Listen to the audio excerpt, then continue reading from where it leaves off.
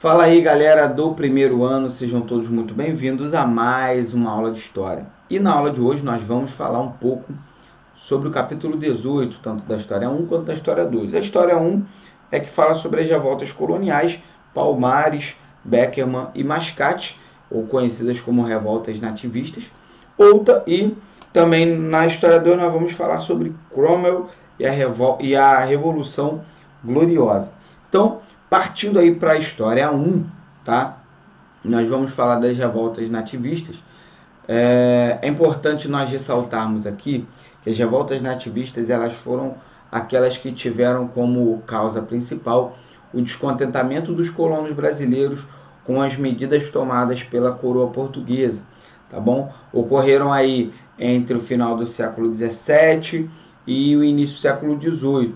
A maior parte delas foram voltadas, foram revoltas reprimidas, né, com violência pela coroa portuguesa, como forma de controlar o avanço dessas revoltas. As principais causas, né, as causas gerais dessas revoltas, tem aí o monopólio português do comércio de mercadorias.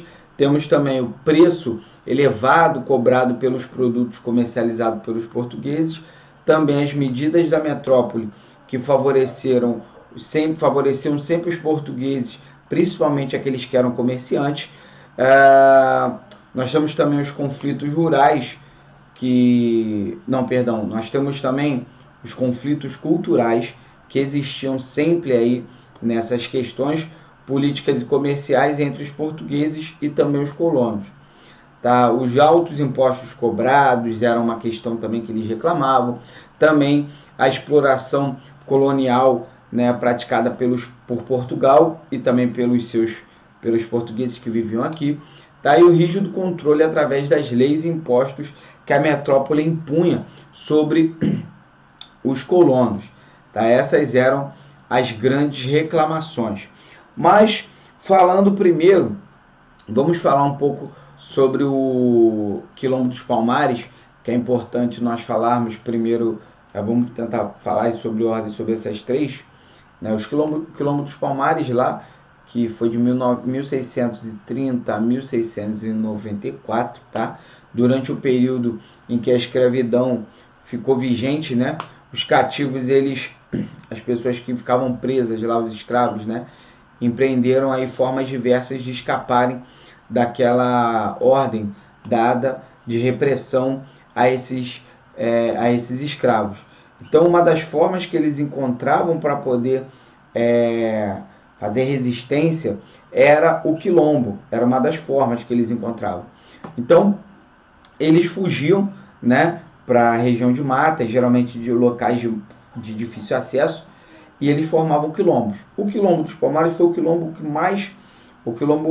foi um dos mais conhecidos pelo seu tamanho, pelo tempo que durou e pela resistência que aconteceu nesse quilombo durante bastante tempo, tá? Sendo um local aí de refúgio para os escravos que fugiam aí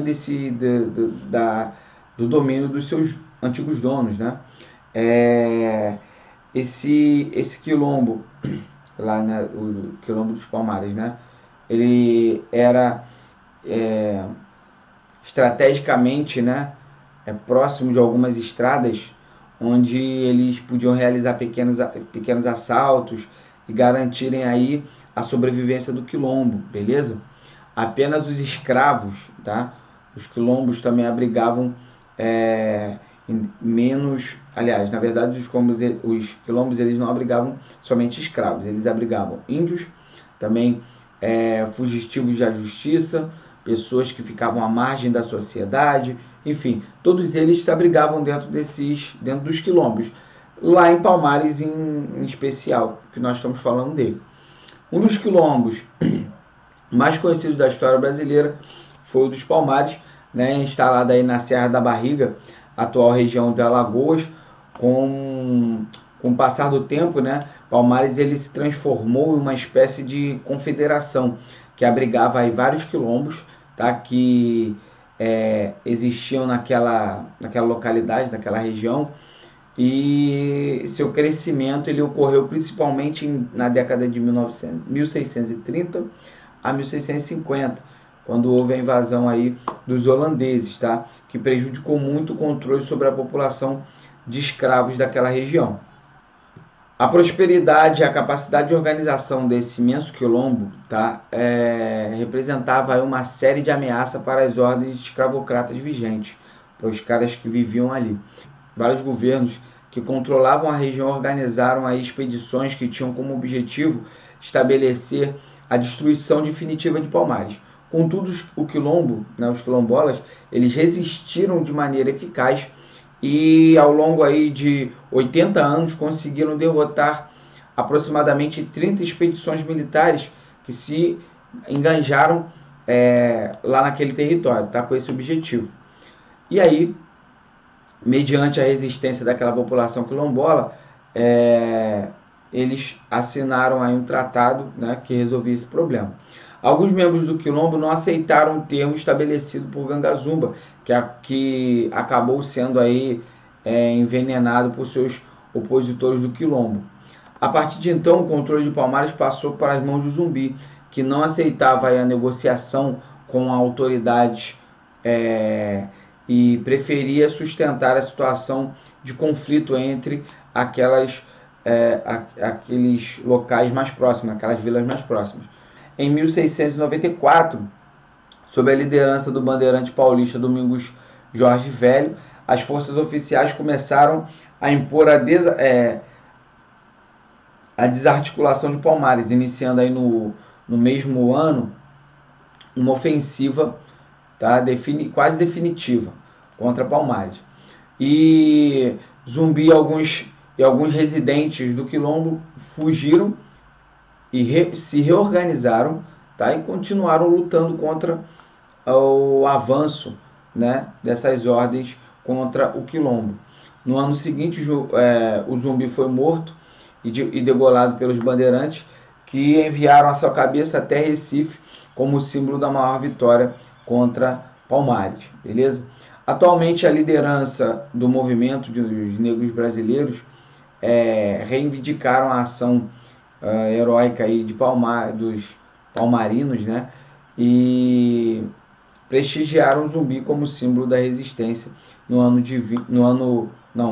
em 20 de novembro da data, né, onde Zumbi foi morto. E hoje ele é um símbolo desse movimento de resistência, tá?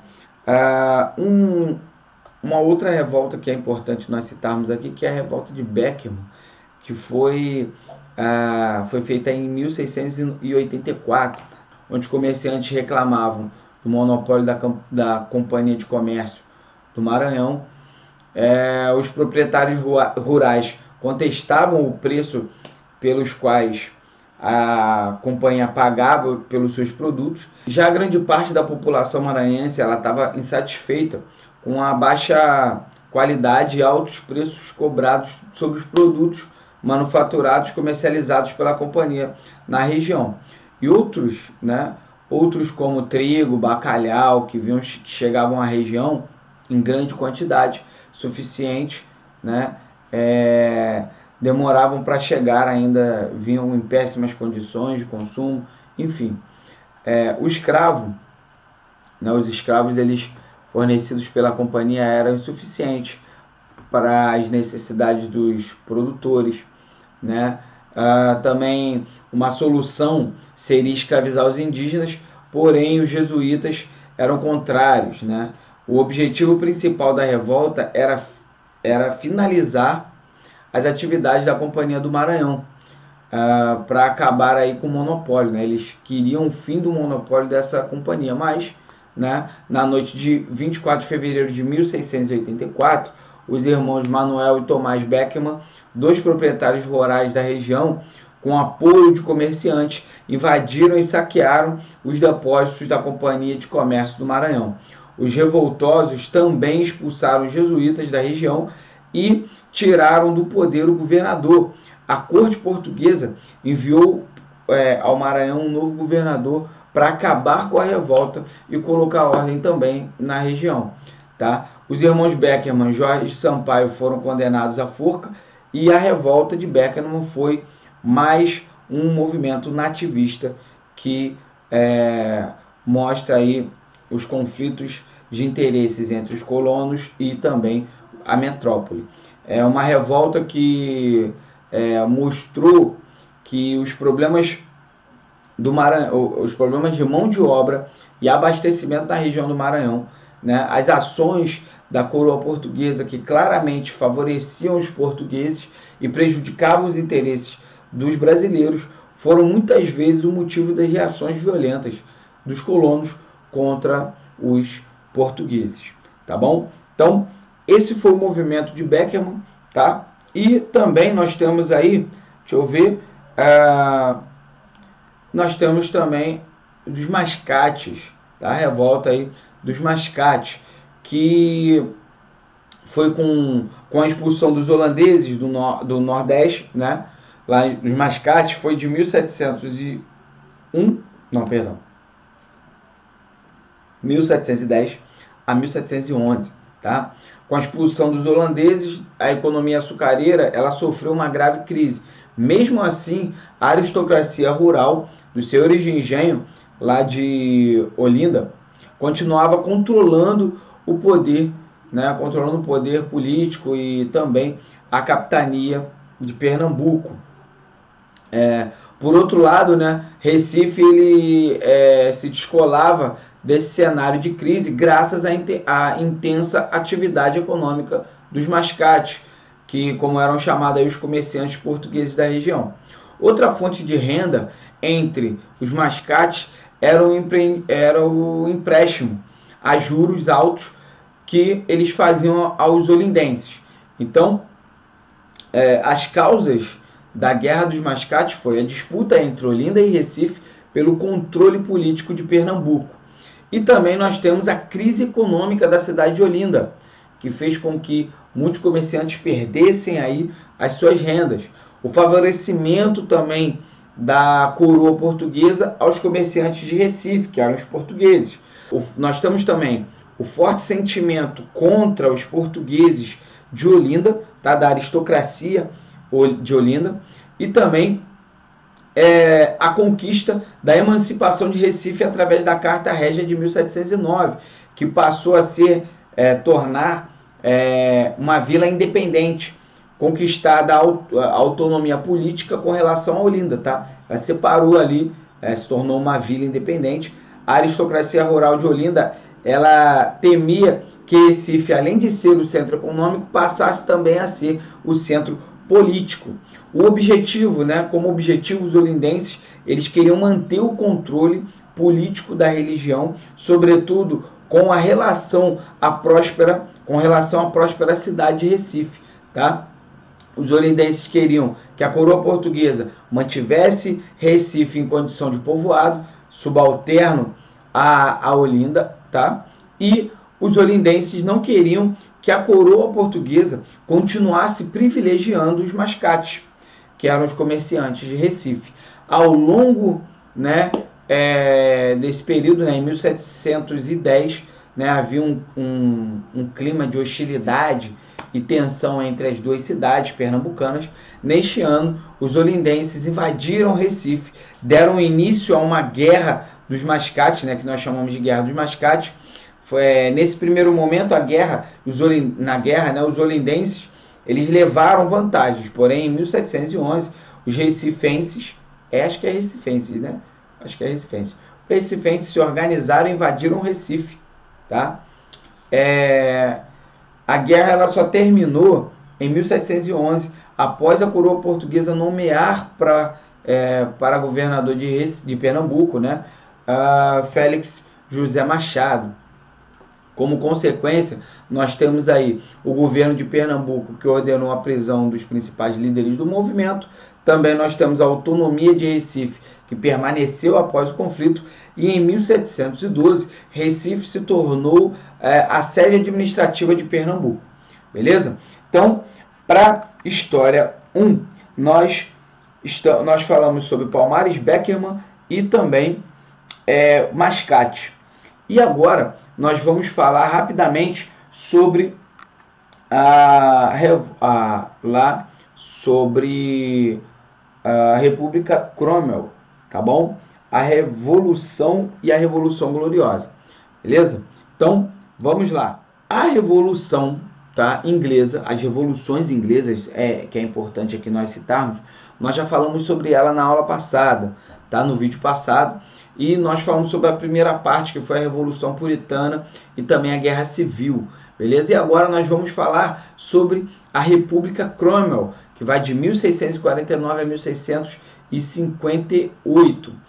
Após a execução do rei Oliver Cromwell, né, após ele ter vencido essa batalha contra o parlamento, contra o rei, né, na verdade, ele era o líder do parlamento, né, o antigo membro do parlamento, ele assumiu, né, Oliver Cromwell, ele assume o governo britânico, tá? E um dos primeiros atos do governo de Cromwell beneficiou diretamente a burguesia, que apoiava ele, tá? Que apoiava aí o parlamento. Em 1650, ele estipulou os atos de navegação que determinava que os produtos ingleses deveriam ser transportados somente por navios de bandeira inglesa.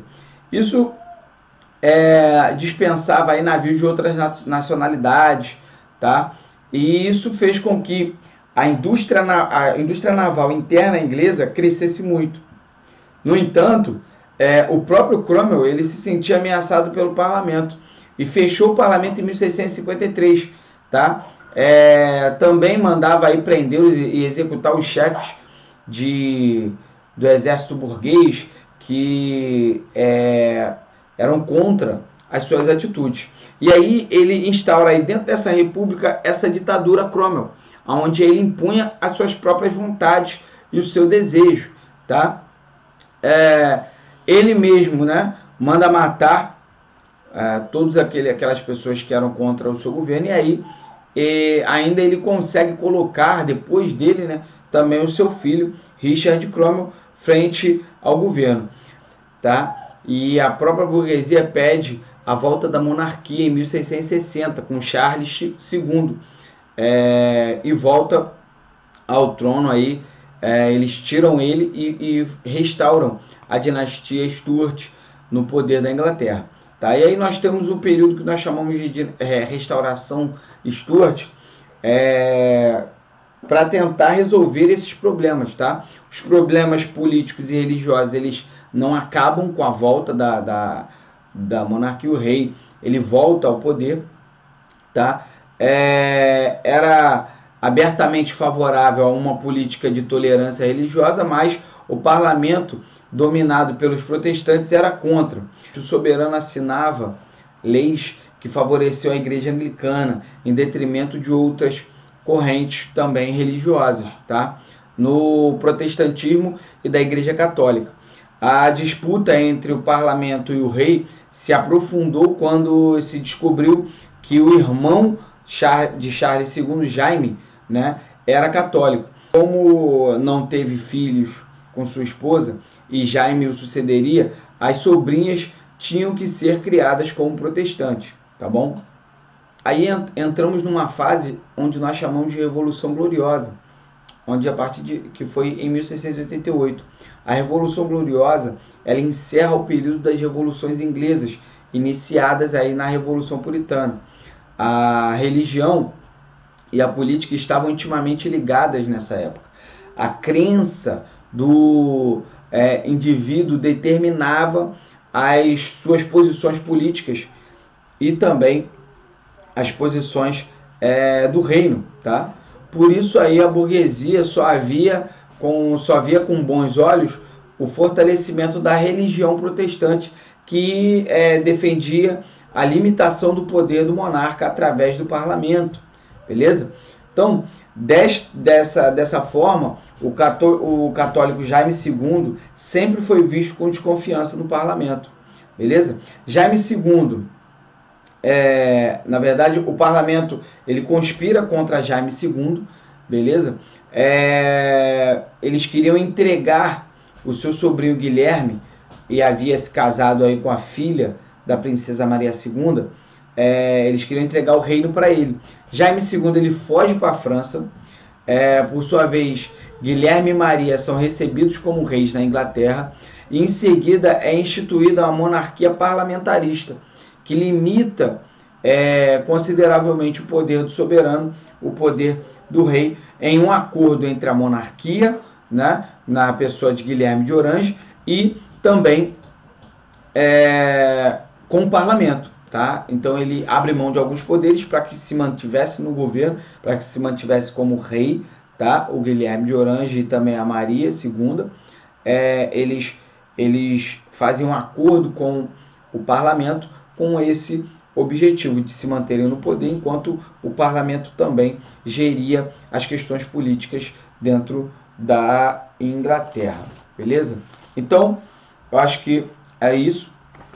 Nós fechamos aqui o capítulo 18 da História 2, beleza? Qualquer dúvida, deixem nos comentários e também ativem aí as notificações e deem um like, beleza? Galera, um grande beijo, fiquem com Deus e espero que eu possa ter ajudado vocês. Valeu? Valeu, galera. Fiquem com Deus, um grande abraço, um grande beijo. Tchau.